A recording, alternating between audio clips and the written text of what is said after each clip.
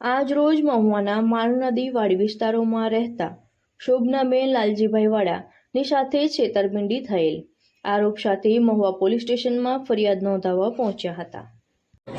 મારા ઘરે આવીને બે જણા કે આ વસ્તુ મને ઉગાડ્યું એટલે એને કીધું એમ જ મેં સડા કાઢી આવ્યા ધોઈને કીધા તમે તાત્કાલિક ધોકા નહીં.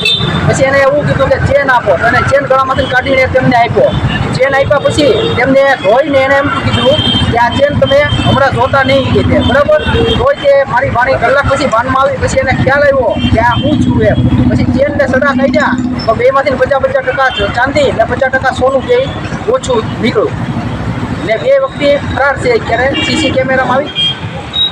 મારું નામ શોભનાબેન છે, અમારું રહેવાનું વાડી વિસ્તારમાં.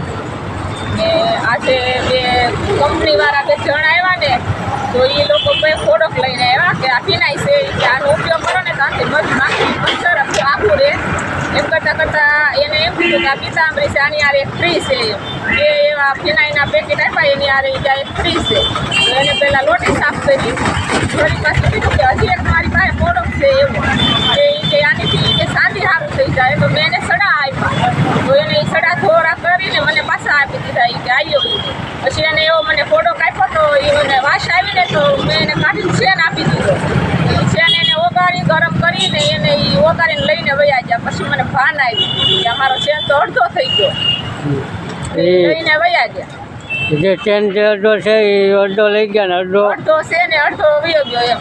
બરાબર. 1,30,000 હતો એમાંથી અડધો વયો ગયો, અડધો છે. આજે કેટલા વાગ્યાના ગાળામાં? 1 વાગે, સમય 1 વાગે. બરોબર. એ બે લઈને વયા જ ગયા. સીધું મને કીધું હમણાં નહીં જોતા એ કે પછી કે અમે વયા થાય પછી જોજો તમે. તો એ નો ગયા પહેલાં મને ભાન આવી તમે જોયું તો છે અડધો એ વયા ગયા સીધા. તો અત્યારે અહીંયા તમે પોલીસ કેસ કરવા માટે આવ્યા છો? કરવા આવી. અમારી પાસે અમુક સબૂત મળ્યા છે એ અમે સાહેબને જમા કરાવ્યા છે અને સાહેબે એક્શન લીધી છે. હું એમ કહું ને કે આજ મારી આરે બન્યું આવું કોઈ આરે ન બને એટલે મહુવા પોલીસ સ્ટેશનમાં એમ ફરિયાદ કરી કે તમે આને કાર્યવાહી કરો અને ઝડપી પાડો ગમે ત્યાં આવો એમ. આજ મારી આરે બન્યું કાલ બીજા આરે બન્યું.